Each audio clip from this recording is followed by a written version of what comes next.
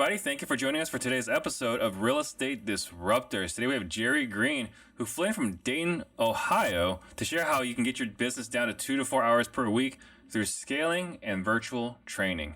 If this is your first time tuning in, I am Steve Trang, sales trainer for some of the top wholesalers in the country, and I'm on a mission to create 100 millionaires. One question I get a lot is, how do I become one of the 100 millionaires? And the information on this podcast alone is enough to help you become a millionaire in the next 5 to 7 years. Take consistent action and you will become one. When you hear a nugget, type it into the comments section after the show. Identify your single biggest takeaway and focus on only just that for the next 7 days.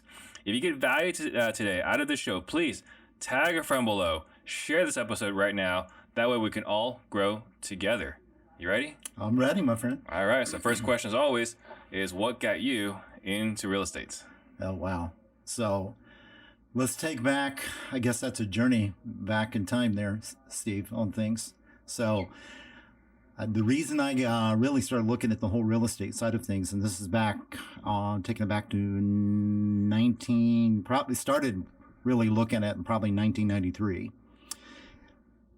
I was actually working with my father at that time in the electrical contracting business back in, this is actually in Springfield, Ohio. So I was working with my father back then in the business, and I just was really getting fed up with the whole contracting side. It was just a lot of stress, getting paid from people and everything else. And I noticed actual ad on TV. Of course, you take it back then, we didn't have the internet. It was nothing like that. Right. So they basically had an ad on TV about an upcoming real estate seminar in Cincinnati, Ohio. And I remember it was Charles Givens. Mm-hmm. Okay. I don't know if you remember him, but this is old days here. Yeah. Okay. So it was Charles Givens, and I thought, well, I'm going to check this out. So I went to the seminar, and it was actually a 3-day event. And I thought, well, cool, man, I can really make this happen. But at the same time, I was working in the contracting business. So that's kind of where the journey started, just going to that first seminar there. And it was the whole birth of things, I guess, for me. When was this approximately? So this was in 93 when I went to the seminar. 93. And how old were you? Let's see. Let's see. I was in my 20s at that time. Okay. So about the same age, a lot of the listeners that we have. Yeah. All right. So you go to a seminar, 3-day event, and you learn a bunch there. Yeah. And then what? So I learned a lot. Of course, I walked out not knowing really what to do. Mm-hmm. And it was interesting. So what I just, I was in a position where I went back. Of course, I was still working in the contracting business. And what was interesting, what happened was about the same time, we had a large general contractor that we worked for close his doors. Oh. And my father and I had a small business, just a few people working for us. Well, at that time, he owed our company about $60,000. Well, you take back that in the 90s, that's a huge hit. Yeah. And we're not able to recover from that at all, Steve. I mean, we got to the point where we just we're really stressed trying to figure things out. So here I went to the seminar. I was going through all this stress right after that, this contractor closing his doors. And I still remember this. It was on a Sunday night. I remember the guy that owned the company called me at home, because we didn't really have the cell phones much back then. We had a little bit, maybe like a bag phone or something. Mm-hmm. And I remember him calling me and telling me that he said, Jerry, I wanted to let you know, give you an advance notice. Okay, remember he was calling me a Sunday night. He said, I want to give you advance notice that we're closing our company as of tomorrow. I thought, wow, I'm getting big advance notice. Right. So here was $60,000 that he owed me on things. Well, it just started a whole snowball effect, and we weren't able to get out of that cycle, and ended up filing bankruptcy out of that. So I was trying to figure out what to do. So, and I kept going back to, I went to that real estate seminar, okay, because I really didn't do anything afterwards right away. And I kept thinking, okay, what am I going to do? Can I make this happen? So, and here I was being forced out of what I was doing in the contracting business. So, I thought, well, the best thing to do is go talk with my family, right? Because your family's always going to give you the best advice. So, Usually. I'm being sarcastic. Yeah, so usually, not always. So I went and talked to my family on this, and what they told me was, Jerry, you need to get a job. Mm-hmm. Sounds like family. Yep. So I actually started looking for a job instead of, but I still had this real estate thing going on the back of my head. And I actually went to applied at a local university in their engineering department. Because prior to that, I was in the U.S. Air Force and it was in civil engineering. And so I applied there in several different places, and that university called me. I remember this, it was on a Friday, and they offered me the position in their engineering department. And I thought, kind of think about that. They go, you have till Monday because we have several other candidates. Mm-hmm. So done a lot of soul searching that weekend and tried to decide, what am I going to do?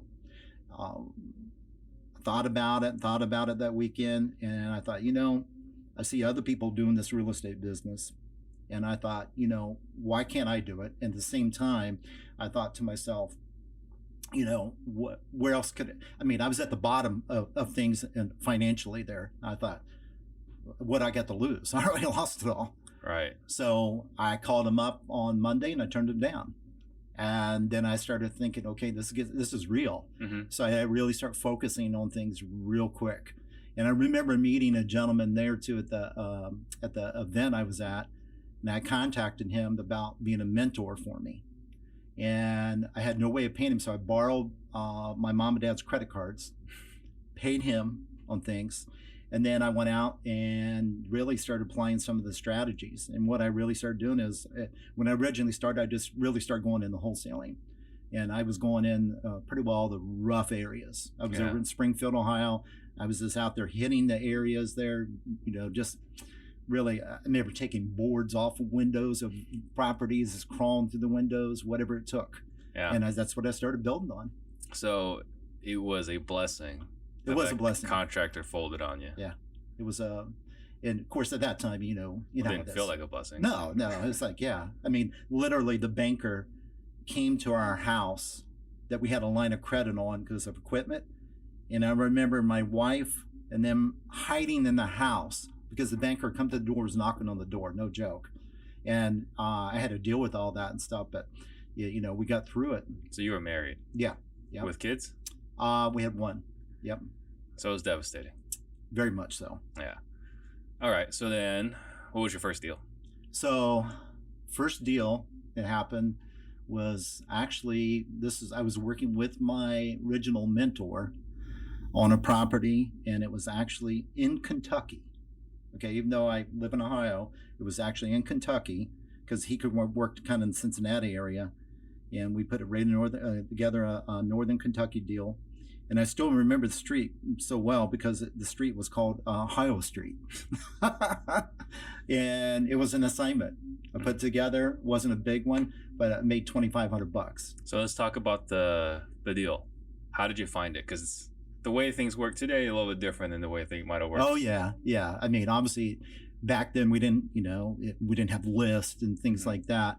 But basically, this just came through.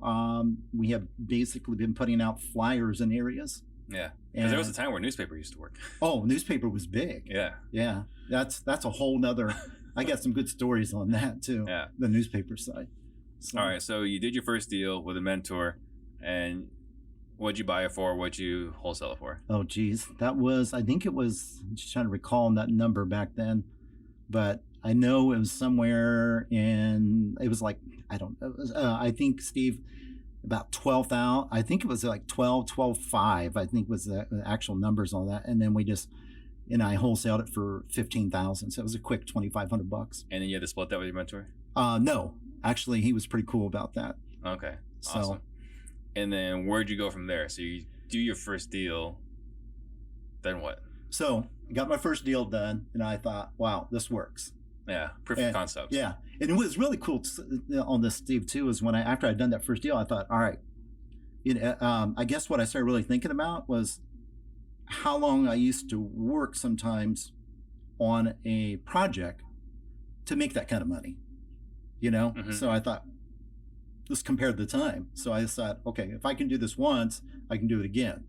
So from there, what I did was I just really went out and started, I pretty well hit the streets all the time because, we didn't have the ability to go on online, search things, and people don't realize the difference. They have no idea what it was like. I mean, it was a heavy grind mode.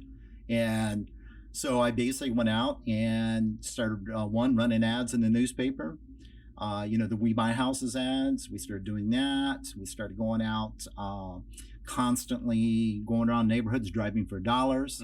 The thing is, the driving for dollars took forever because we had to get the list, write them down, and then I thought it was really cool when I got a tape recorder that I could record it on. And then I put them on there and we go back and then put the list on paper. Then we had to go to the courthouse because we had to pull up all the records and we had to pull up a microfiche and look at everything. It wasn't no ability to do anything else. So we pull up all that, get the tax mailing addresses, start sending it out. So we were doing that. And I also built some really good relationships during that time too with some real estate agents that I worked with that were heavy in the REO space. Gotcha. And I used to get and back then too, when I first started too, the MLS was a book. So every week I would go drive to their office. I would get the old book from the prior week. So it was going like through a yellow page, book. So it's just crazy to imagine that you had to go and take the address, transcribe it from a tape recorder, go to the courthouse, and then microfilm to find out the owner's tax mailing address. I mean, it's so freaking easy right now. There are really no excuses today. Oh, not an excuse. I mean, people tell me this. It's like, it's so hard. You have no freaking idea. I mean, it got, when they started working with us at one point, Steve, where they would let us get like 4 or 5 addresses at once on the phone. And we thought that was amazing because we called down there and like, okay, we'll give you 5 addresses. That's it. So we thought we were doing good. Yeah. So back then, what were some of your biggest sources? When we talked about driving for dollars, direct mail, newspaper was really kind of our, if you look at it, our Facebook, our pay-per-click today, that was our big thing. So we ran ads in the newspaper all the time. And what was funny was in the ads we ran in the newspaper, there were several of us in there. And what happened on it, we learned that typically if you were top of the list, you got called first. So what we did, all of us started fighting for that positioning. So what we would do is we would have like our We Buy Houses, We Buy Homes, and we would add an A in front of it. Like the yellow pages. Yeah. And then what happens, somebody figured that out, so we added 2 A's. Then somebody added 3 A's, and then finally the newspaper company got a hold of us and said, guys, we're not doing this anymore. It's like a whole line of A's or something. Right. So the newspaper was big.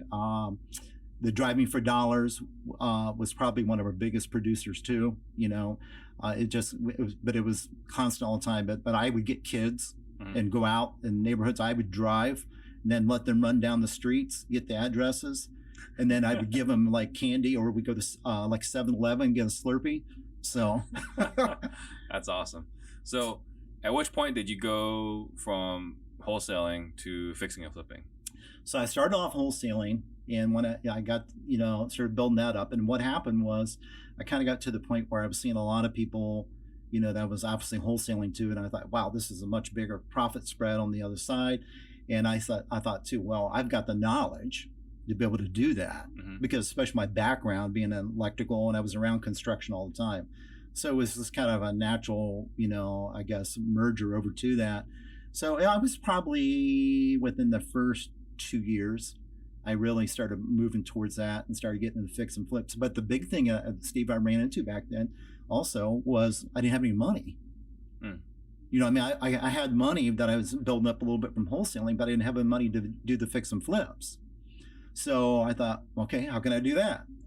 So I constantly was pushing myself to new limits. So I remember going to like some investor club meetings. I mean, these were the small little meetings like in the bottom of a old bank building. And I remember going down in one of them, and basically they had a flip chart up in there, and you could do little presentations. So I went up in front. I said, look, guys, here's what I'm doing. I said, I want to buy properties, fix up and resell. I said, I don't have any capital. But what I want to do is I want to be in a position where I definitely want to do this because I'm already wholesaling. Mm-hmm. I said, so here's what I like to do. Anybody would like to jump in with me on this here? I'll take care of all the legwork. I'll find it. I'll fix it, manage all that there, market it, get it sold. All I need you to do is write a check and shut up and wait for a bigger check. And there was a physician in that room and that was my first basically private lender partner, I should say. And we started doing joint venture deals. That's awesome. Yeah. And that's how it all started. Funny. It was like 50-50? Yeah. It was 50-50, but I changed that as I went along. Of course. But yeah, it was 50-50. And then. So you mentioned bottom of a bank. So in my mind, I kind of picture like a basement. But like today, you just go Google RIA and you just find a RIA. Oh, yeah. Right? Yeah, so back then, is there an element of like a good old boys network? Like you couldn't even get invited in unless you knew somebody? Pretty well. Yeah. It was pretty well somebody make a phone call to you, send you a letter. So it's like joining like a secret society. Yes. It was exactly it. Yeah, they call me up. Hey, Jerry, you want to come to this meeting? You know. Yeah. So, yeah. So you did the fixing and flipping thing. How did that transition go for you? So it went good at first, you know. And I my big problem, Steve, on that was that I was around construction so much that I immediately put myself in the midst of all that. So I was in a position where I was heavily involved in the projects, you know, helping them oversee them. And, you know, and of course, the electrical side, well, nobody can do the electrical better than me. So I was out doing electrical and stuff like that. So, so I just worked a lot. I worked a tremendous amount of hours. Which is not the reason why you got into real estate. No. Yeah. So when did you have the realization? So it took a while on things. Actually, you know, it was, so we started, you know, and I say we, it was my wife and I at that time were working the business together. We have a home office over in Springfield, Ohio there. And I had some other people start helping me out a little bit too on some things. But it was just kind of helping out on some rehab stuff. In fact, my first employee that I had brought in was a gentleman that was delivering Chinese food to us.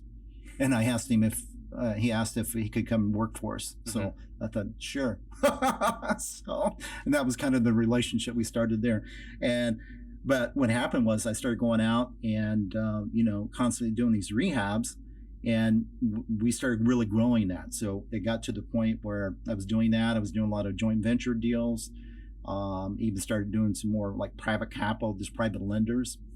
And so that was when I launched full time, but it was only in 94. And then by getting into towards the end of the 90s there, the business had grown quite a bit. And I was actually written up in the Springfield newspaper and stuff like that. So it was kind of cool on that. Yeah. So I thought I was kicking butt, you know, but I was working like crazy.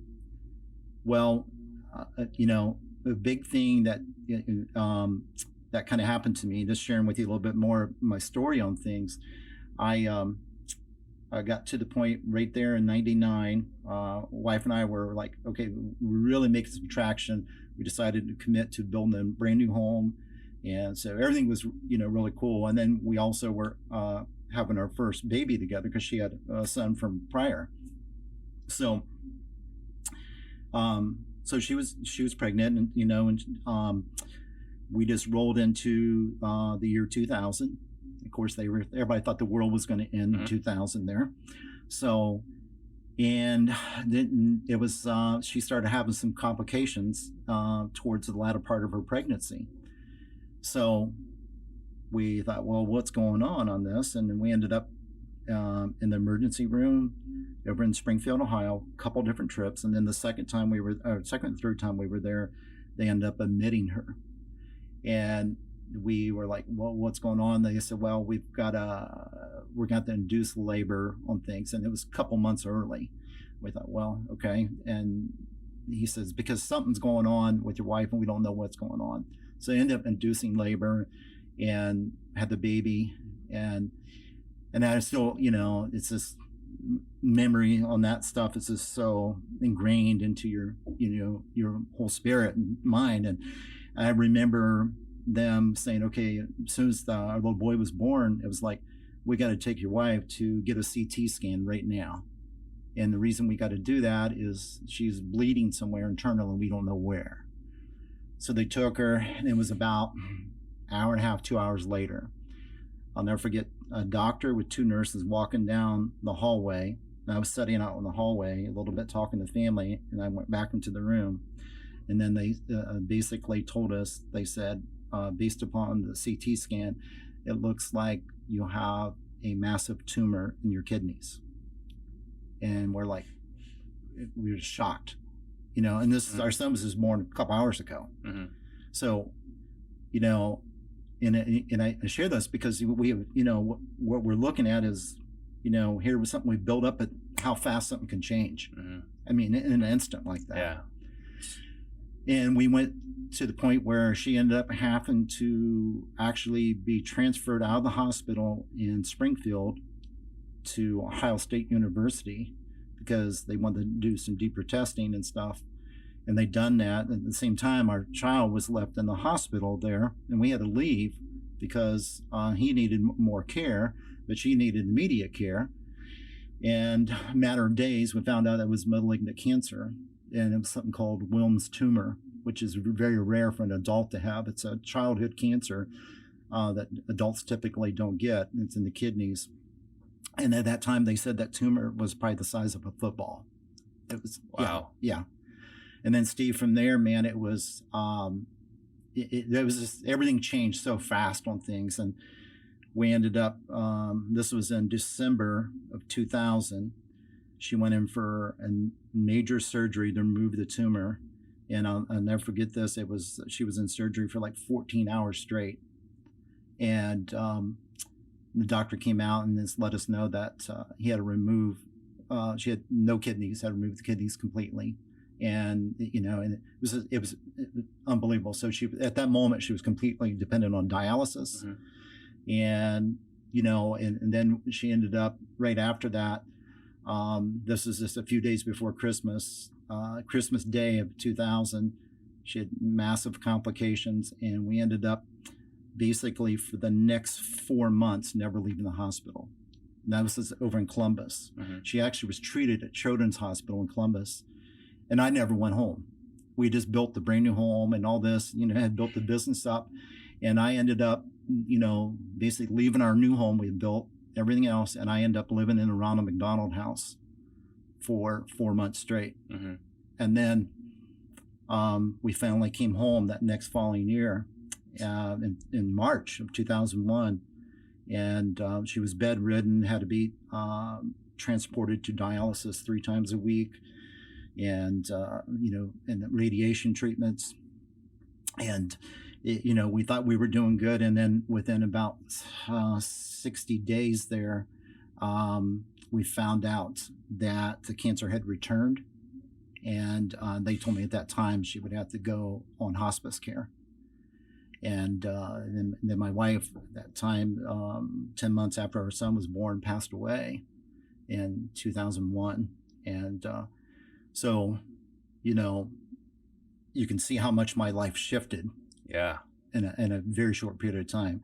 So, I know we're looking at the real estate side here today on things, but I think it's a big thing too. People understand is, you got to really make sure you're doing this for the right reason. Mm-hmm. Okay. And understand, how fast things can change. Right. And it shifted on me. And then, of course, I was in a position where here I had a newborn baby on my own. And,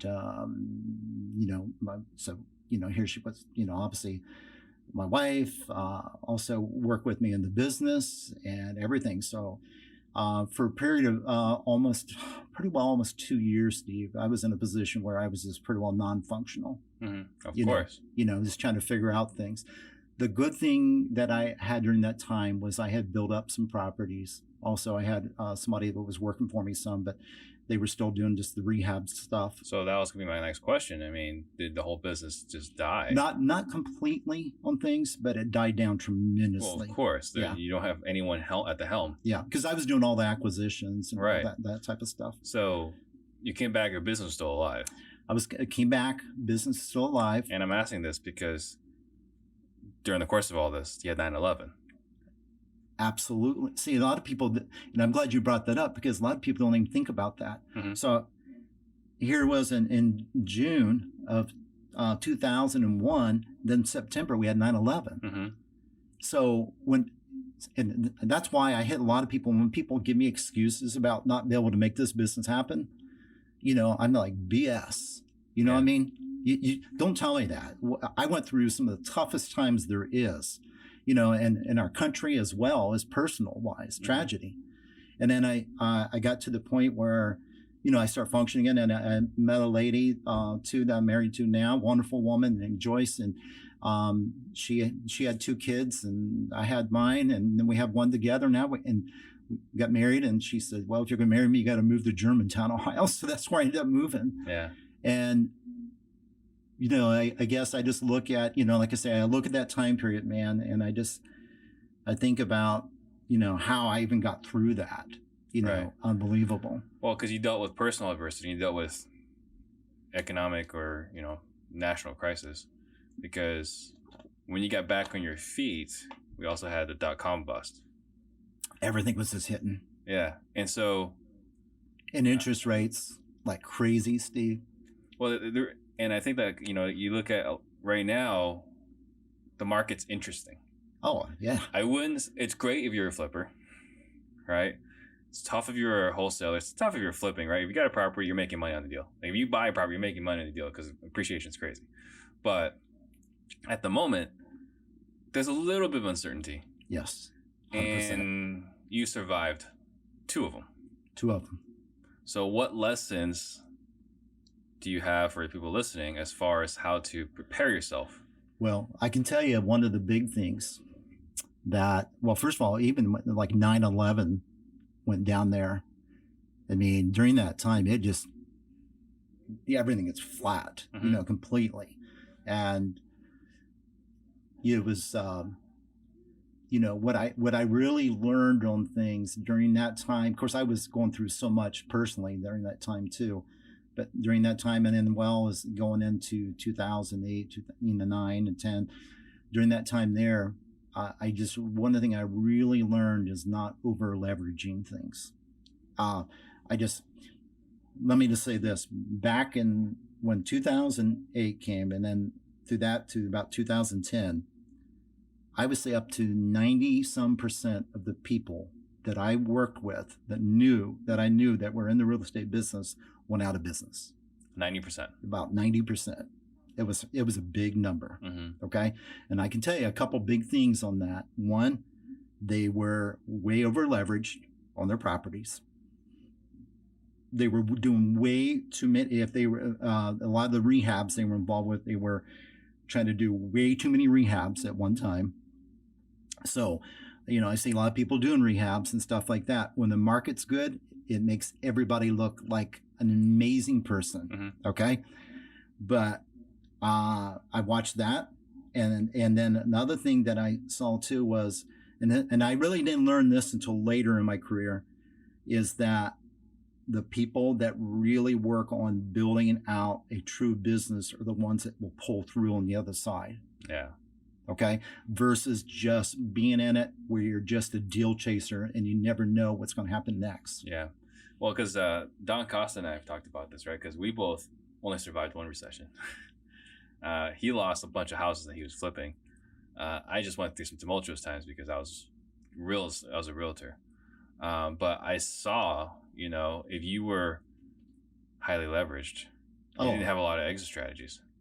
You had one exit strategy, or you had 2. You had foreclosure or short sale. Those are your exit strategies. Those aren't the best. They're not the best. So when you're talking about highly leveraged, how would you describe highly leveraged? Like what is the number that you felt is comfortable or is just too extreme?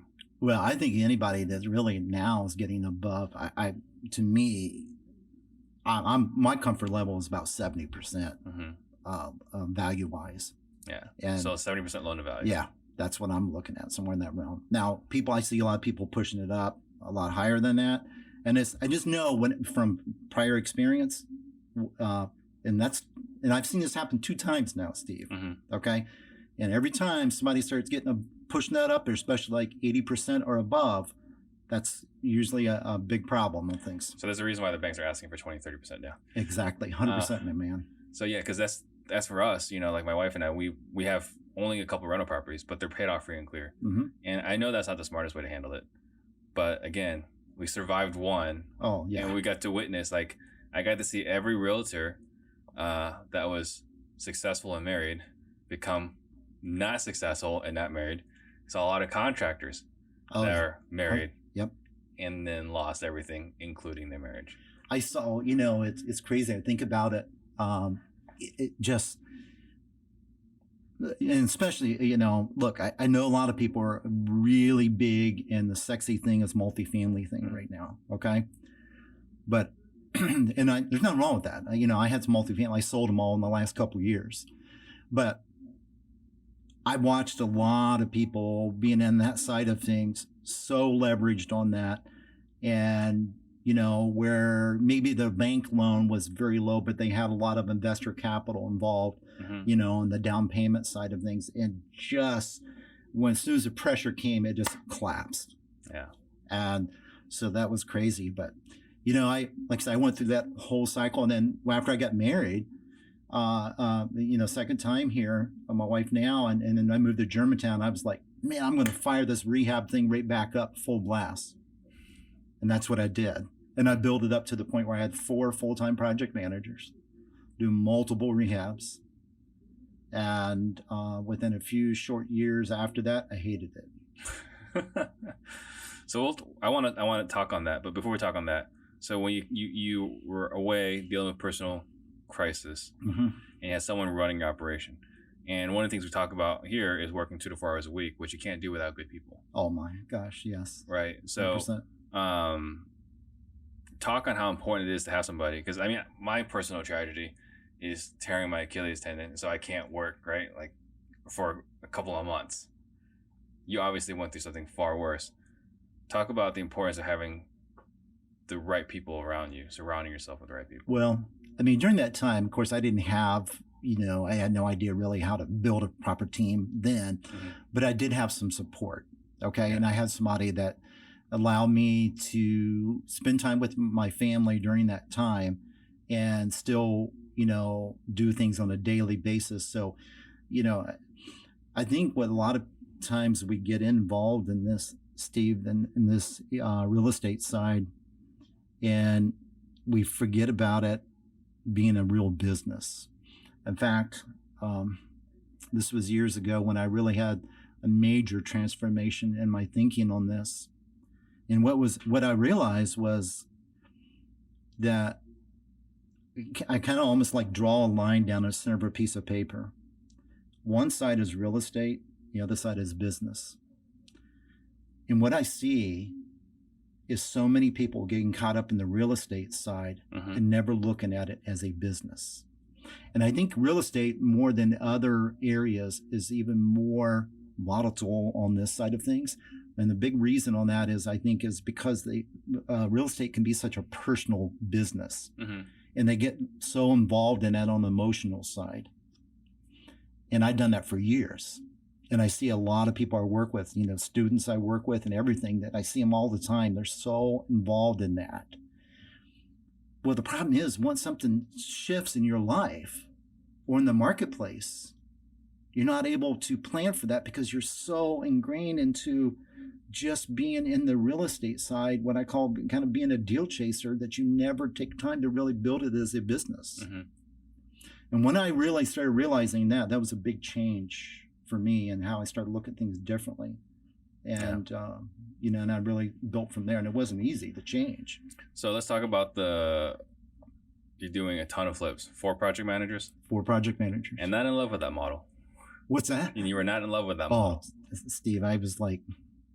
Because, put in perspective, you're probably making a lot of money. Yeah, we were generating a lot of cash. Yeah. But I was spending a lot of cash too. All right, so let's talk about that. So it was a lot of money coming in, a lot of money going out.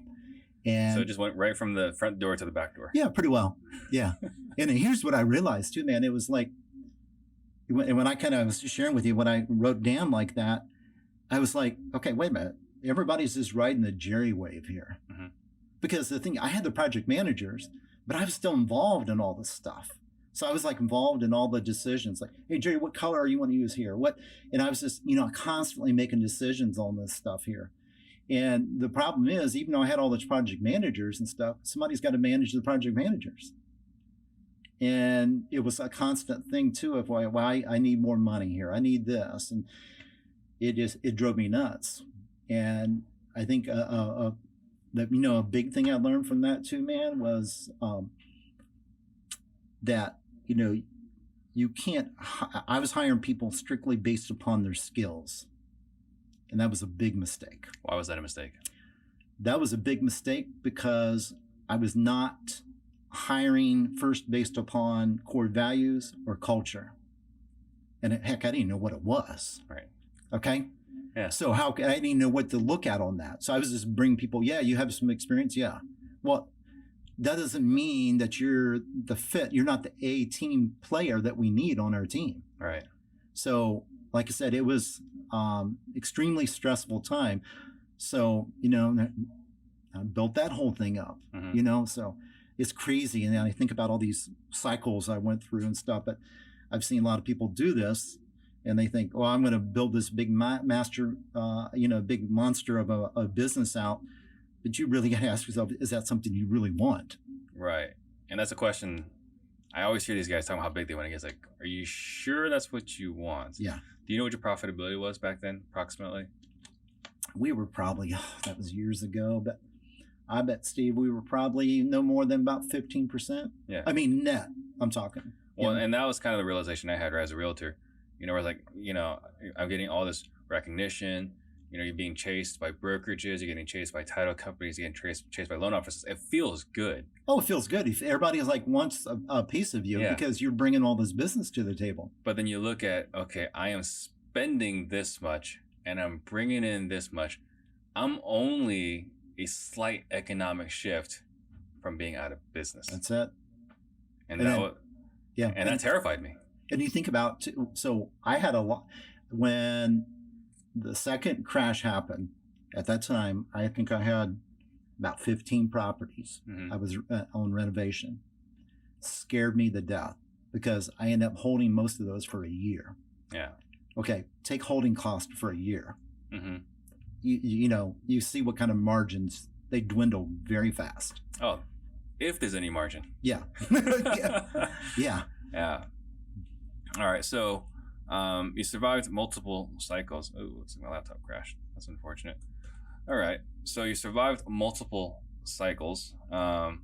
You're careful not to overlever. What else are you careful about? Also, another thing that I've really become careful about now is just more of involving myself in parts of the business that I suck at. Involving yourself or removing yourself? Well, careful about involving myself. Careful about, got it. Okay. Yeah, in areas that I suck at. Yeah. Okay, which is a lot. Yeah. So this is a fun exercise for some people. How do you figure out what things you suck at? That's an interesting question. Yeah. So I learned through over time on things was I think a big thing for me, Steve, was understanding how my mind worked. Okay. And that's something I think a lot of people never take the time to do. Right. Okay. And really how the mind works. And I had to realize that I was never the person that was going to, I looked at something and I saw starting point and I saw the end. And I'm like, how come we don't already have it done? Okay. And so now the thing is, I'm very good about understanding that and sharing that with others, but doing it is a whole different ballgame. Right. Execution is different than just knowing. Yeah. And that was my big thing. And I come to a realization that was one of my big problems. Mm-hmm. So that was a big component for me. And something else that I recommend, and is this something maybe we could share to all your listeners and stuff too, is something called drivers and drainers. Mm-hmm. And are you familiar with that, are you? Not in that term. So you want Okay. to elaborate on it? Yeah, so it's basically, and this is something I recommend, and I'll share this with you, and you can share. But it's just real simple for people to basically take a 5-day period of time, especially if like work days, and then document all the things that drive them and all the things that drain them. Mhm. Okay, and I have some things I can share with you that you're more welcome to share with people, but doing that really helps start getting some clarity on where they need to be focusing their time and their energy. Because obviously I was in a position where I think back about, okay, dealing with contractors. That's an area I hated. Okay. Mhm. I mean, literally, Steve, I could go from being calm to being extremely pissed off in a matter of about 10 seconds. Yeah. Okay. Just with dealing with that. So I learned that, okay, I need to start removing myself for that. That's one of the things reason I brought project managers in. But then I realized that I was not good at managing a whole team. That because my mind worked so different. And I talk about that. I think another perfect example, and this is something we see all the time. So, we look at myself or your listeners here, or even you, and we go to an event somewhere, we learn some new ideas. And then what I used to do is come back and bring it to the team. So I come back to the team, I say, hey guys, we're going to do all this and this and this. So here's something I learned for the last 2-3 days. Then I bring it back and dump it on them in a matter of 30 minutes and say, here you guys go. And I expect them to get it. And then they walk away saying, well, Jerry, we're still trying to figure out what you gave us last time. Mm-hmm. And it was constant like that. Yeah. So that was something big for me that I think I realized that when it comes to the mind side of things, you really have to understand how your brain works, because just because your mind works that way doesn't mean everybody else's mind works that way. Well, for sure. And there's one way to really frustrate your team is to go to a seminar, come back with a bunch of ideas, and dump it on your team. So when people come to our workshops, we just tell them, like, take all the ideas, pick 3, and throw the rest away. 100%. And just of the 3, pick the one that's going to either be the easiest or most impactful, and you can't even start the other 2. Yeah, the first one's done.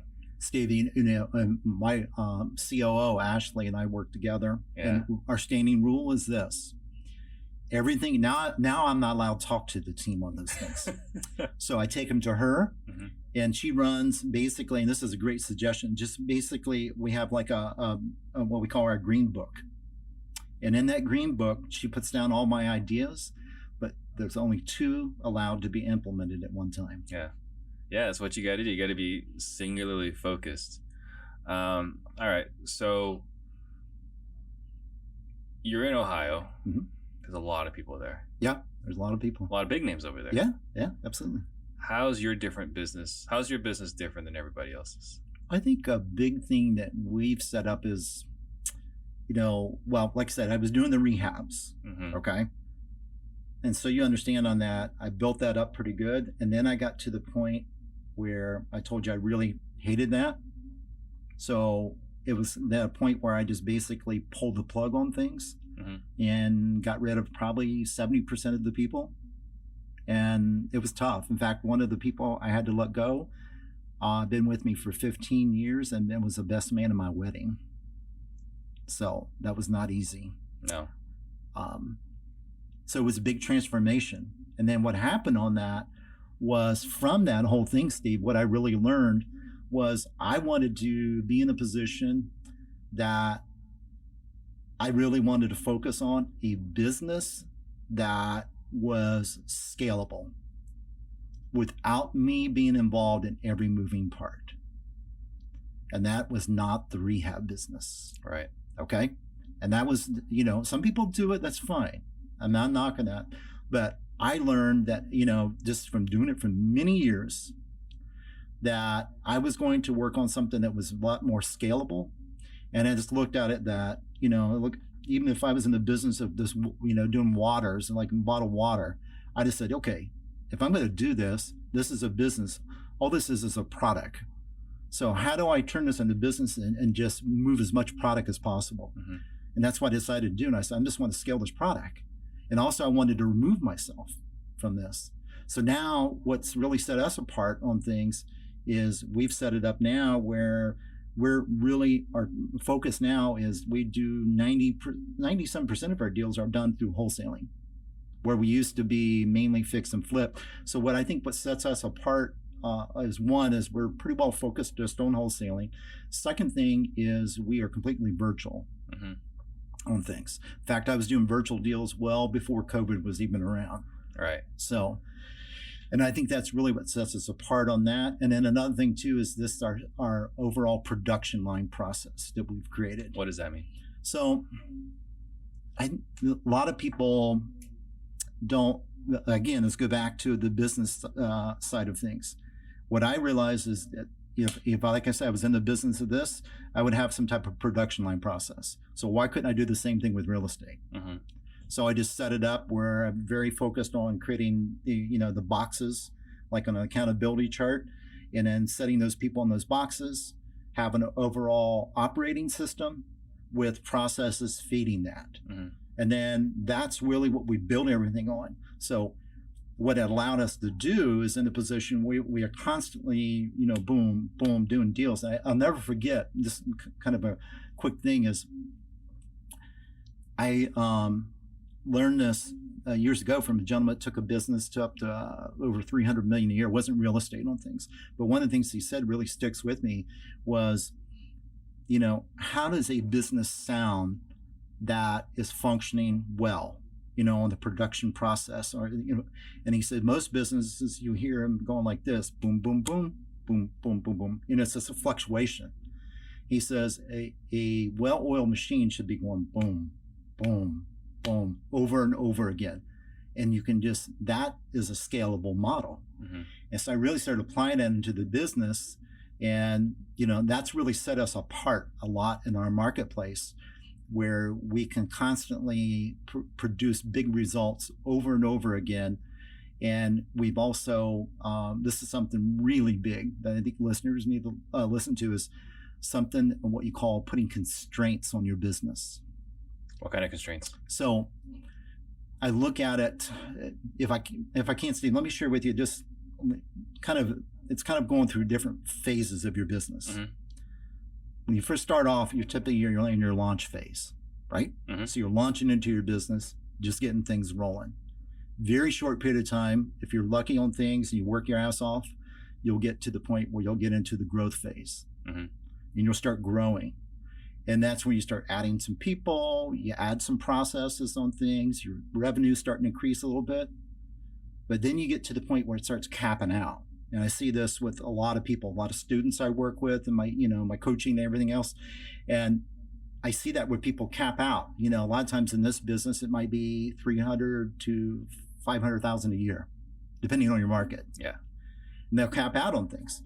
And then what happens is they're in that position, and then all of a sudden they go, man, I'm ready to scale. And then they scale it, and they try to scale, and it just all collapses. Well, they forgot one of the most important phases, because you got launch, then you go into growth phase, and then they're trying to go to scale phase. But one of the phases they forgot about was constraints. And that's one of the most important ones, because what happens in the constraint phase, you're going through and you start thinking about all the things that you need to start putting constraints on you and your business, like you shouldn't be doing anymore. Like, if you're going to grow, you can't be doing all these things yourself. And as well as another thing too that I found out was, think about this. This is where I see a lot of people struggle, is they go in and they're trying to create this production line process. But imagine running a production line. Just think about it for automobiles. And let's say you're running one style of car down it, and then in the midst of the production line, you decide you want to do trucks. Is that going to throw off a production line? It's going to throw off the production line. It's going to piss off your team. Yeah. So, but we do it all the time. We do. Okay. So I started seeing this all the time, and I thought, if you really want to scale this thing out, create a production line for wholesaling, create a production line for retail flips. But you got to make sure that all those processes are laid out. So that's what happened. And you start putting these constraints on. It's like, and I think about it for my COO, Ashley. I empower her to basically set things up where she knows that the deals, here's the deals, here's the numbers. She already has that preset, Steve, where she knows all that, all these parameters.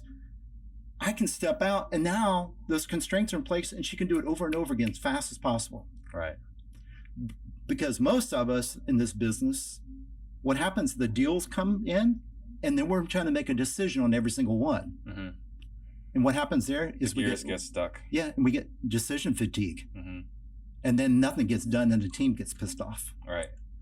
So let's talk about your business. All right, you're statewide. What kind of volume are you guys doing right now? So we're typically will have somewhere in the neighborhood about 40 some to 50 deals in the pipeline at once. Got it. So we're typically, and that's, in fact, I just talked to Ashley this morning. I think we're up in the mid 40s or something like that. Mm-hmm. That's very common. So our goal is to close out close to 18 to 20 a month.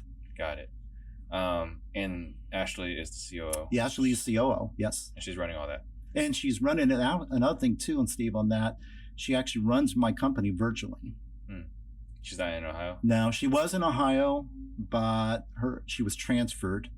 Or I should say her husband was transferred. He's in the Air Force, and he went to Albuquerque. So, but they were in Dayton. But, and she started off just as an assistant. In fact, this last week, she just had her 8-year anniversary with me. Wow. So, yeah. And then you guys are doing, 40 in a pipeline at a time. So what is your best marketing source right now?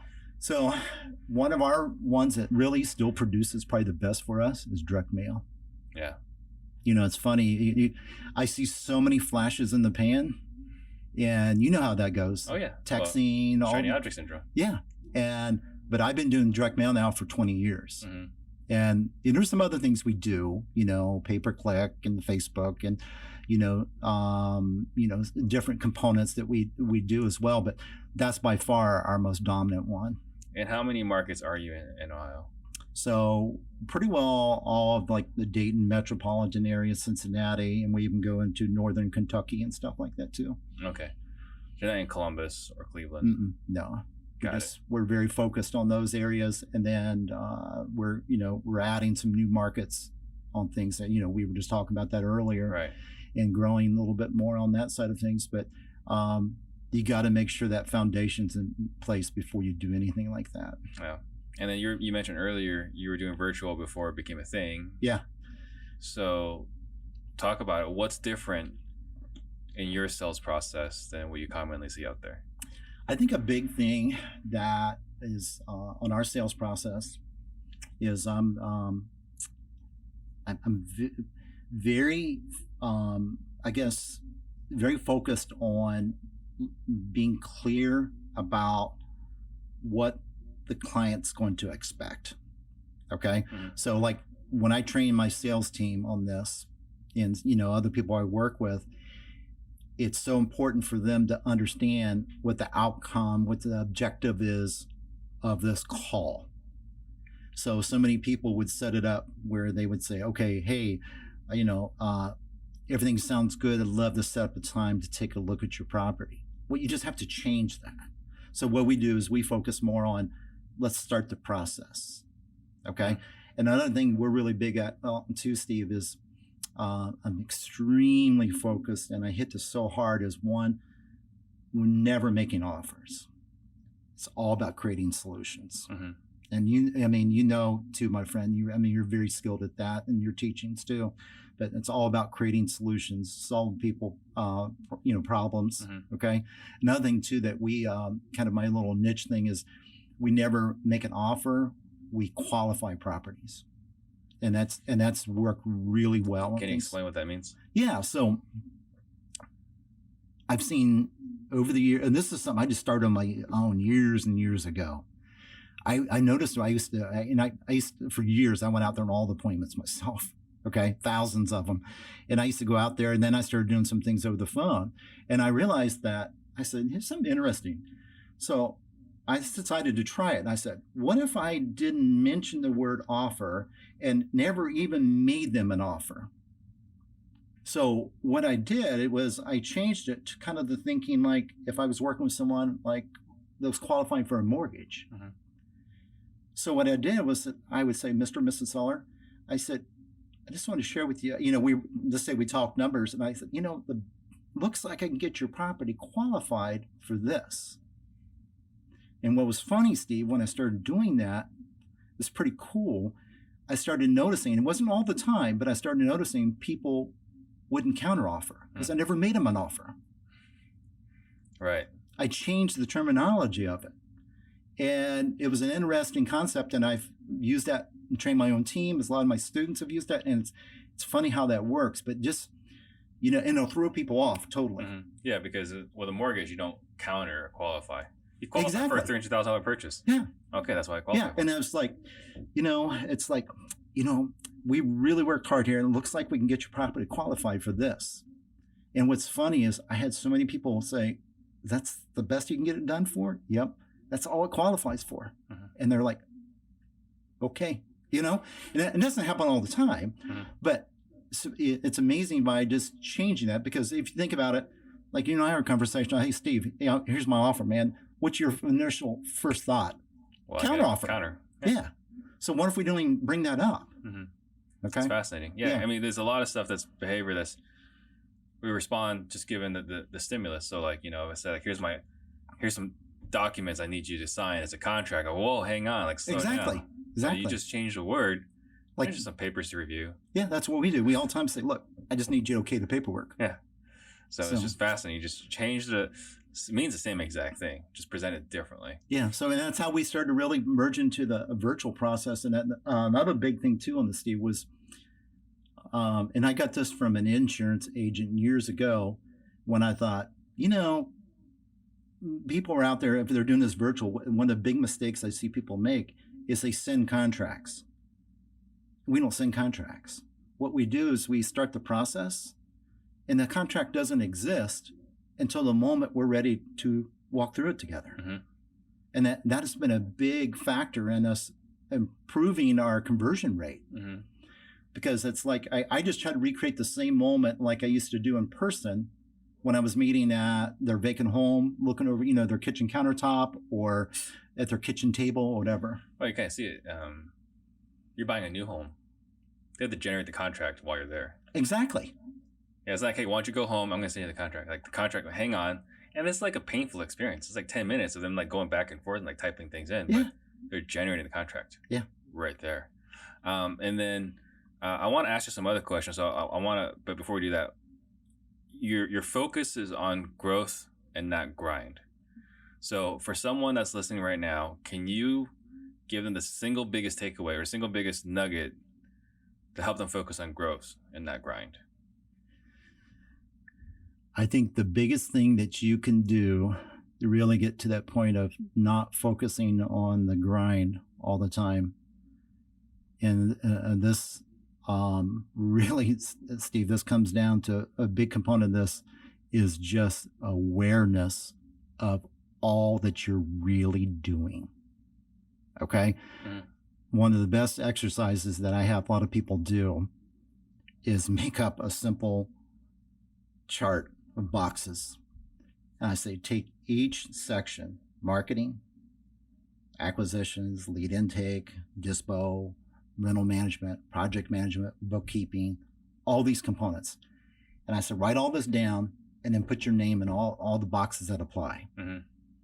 And what happens on that, man, is when they do that, they're like, holy cow, I didn't realize I was doing all this. Mm-hmm. And it's a light bulb moment. Yeah. And I think that is one of the biggest things you can do. When you do that, the awareness is the step first before you can go anywhere else, that you have to realize, and you have to accept that, and you got to stop the craziness. Look, I understand when you're first starting, you're doing some things here, but I can tell you right now, that's something I would have changed when I first started. If I knew about it then, I would have turned around and put that stuff in place and built it a lot sooner. You would have slapped 20-something-year-old Jerry when he was doing electrical work. Yeah, 100%, my man. All right, so I want to change the subject a little bit. So you and I were talking about this before the recording, was traveling. Right. You got 5 kids, they're a little older. And then someone asked me, like, hey, am I going to see you at the end of the month? I was like, no. I was like, I have to be very intentional and strategic. Sure. With what I travel to. It's like, I got 3 young girls, and I'm trying my best to not be a divorced dad. Right? But we have this challenge because there's all these great masterminds across the country. And if you want to scale up or you want to level up, the best players aren't in your market. That's the right. best players are across the country. Yeah, they're everywhere. Right. Yeah. So what bits of wisdom would you give to someone? Because we're talking about focusing on growth, not grinding, and traveling, I think, is part of it. Yeah, it is. I agree with you on that, Steve. I think one of the big things is you can't be involved in every single group. Mhm. Okay, that's one thing you have to accept on that side of things. And another thing too is I think the biggest thing is just getting in a position where a group that is very focused towards growth, but not just in the business but on the mental side. Okay, Mhm. and then it just comes down, Steve, to being just in a position where you're really focused on what is really going to move the needle in your business. Okay. Mhm. And I see this a lot with people where they don't understand what are what's the things that are really going to move the needle in their business. Whether a lot of them are out there just they're chasing this or chasing this. Oh, I'm going to add this to the business. And it's like very focused and get very niched. Mhm. Okay. And that means that if you're going to become very niched on a certain area, you don't need to be out to every single real estate workshop. All right. Okay. That's it's funny because I was just thinking about it right now. It's the same mastermind we're in. It's family mastermind. Exactly. That's the end of this month. So yeah, I won't be able to go to that one. But yeah, someone asked me like, "Hey, you going?" I was like, I can't. All right. So Alexis wants to know, how often are you sending mail to the same list? So that's a good question. We do something different with mail that most people never do. Okay. Mm-hmm. And Steve, this is something that this is actually an area that kind of bothers me some. Okay. Now this is coming from, looking at the guru side of things. There's a lot of teaching out there too, where they say, okay, you get a list and you just mail that list over and over and over again. Well, here's the thing, man. A lot of people just starting up in this don't have the money to take it and put it into a list that's, if they mail it over and over again and it doesn't work at all, nothing comes from it, and they keep doing that, I mean, they could spend all their marketing money there. Yeah. So what we've done is we set it up where we create basically a farm area. We create zones within there, and then we do a rotation around those zones. Mm-hmm. So to kind of answer a question on things on that is we rotate around the zones, and then based upon the performance of each zone dictates when we do a second round of mailers or a third round of mailers. Got it. Okay. And I've seen a lot of people do that, and the results, we've been using that type of system for about 20 years. Okay. And It works well. Yeah. That's awesome. And then doing, as many deals as you're doing, what is your monthly marketing spend to accomplish that? So, it's funny. Fortunately, we're in the market that's not overly, in regards to, it's not gurus flying in. It's not real expensive on things, but our average is about 20 grand a month. Mm-hmm. Wow. That's really good. Yeah. And then what is your average fee in your market? On the wholesale wise? Mm-hmm. Well, that's funny. We've actually improved that. We used to be around 7,500. Mm-hmm. Then we moved it up to 10. Now our average is about 12. Yeah. But this year we've been just with the market spend, and I don't like to say that's our complete average yet, but we've been moving closer to 16. Wow, that's really good. So. And what is the overhead to run the operation? We run with my whole team. We run right around 45,000 a month. So overhead 45, and that's on top of the 20 or including the 20? That's 20 included in there. Okay, perfect. And then is there any tool, any system, anything out there that you could not live without for your business? Well, one thing I couldn't live without it right now is having a good leader to run my operation, my COO. Yeah. But if I look at just a system on things, I look at really KPI tracking. We set up daily. We've got basically just our daily KPI tracking spreadsheets we set up. That is our big thing, man. What are you using to track all that? We basically just created Google Sheets on that side of things. Yeah.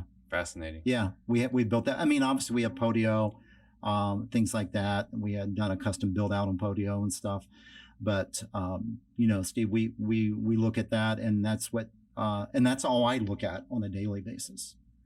And what is your biggest struggle right now? I think always the biggest struggle that I find once you get to this point is constantly more people, the right people. I was actually talking to a neighbor about this, right? We're trying to get his space.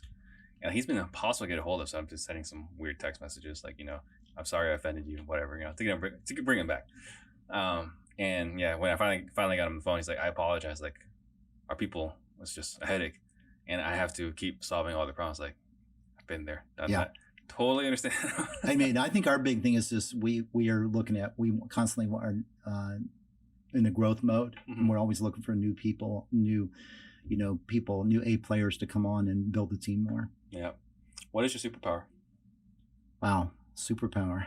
I think my superpower is the ability to really help people see what they're doing wrong in this business in a very quick period of time, because I've had so many years of doing it wrong, Steve. Yeah. And be able to get them on the right track very fast. I want to ask something. I meant to ask it earlier. So you mentioned earlier that you know what to do, but executing is a pain in the butt, and you learned that about yourself. Oh, yes. And I've learned that a lot by myself. Like, we get it done, but it's not beautiful. It's not graceful. No. Right? It's like limping across the finish line. Yeah. And I learned too, man, it's just that, like you said, I suck at so many things. So I just focus on what I'm really good at, and I'm good at the ideas, and I'm good at helping people, navigate through these things. But the execution, I bring in other people that are really good at that.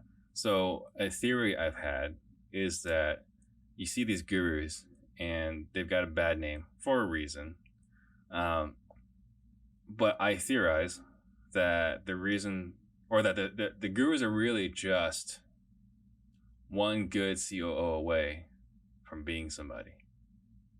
What are your thoughts on that? I agree.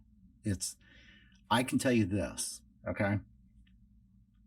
One of absolutely the best decision I made in my business was taking Ashley, that works for me, and that runs my company now, was putting her in that position. That was, Steve, it was a game changer for me. And we have seen on average about 50% growth each year since she's done that. Yeah. Okay. And that has been huge on that side of things. And then here's one thing I'll just tie into this is, I think what happens is when we're in control of the complete operation, we say we want to go, but actually we're pulling back on the throttle. And when you get somebody in there that you allow to really run the operation and really wants to push things, they'll push the throttle all the way, and the team will go along with them. Yeah, it's amazing to witness. It is. Yeah. It's truly amazing on things. Yeah, and we see it even in our organizations. Like, we want to push, we want to do all these things, but we're not necessarily applying the energy necessary. Exactly, man. To make all those things happen. And we get so scattered. Yeah. But having the right integrator in place, it's huge. They're pushing everyone, including us. Yeah. That is really important, because they keep us accountable. Right. So. Yeah. All right. So I want you to think about a thought that you want to leave the listeners with while I make just a couple announcements.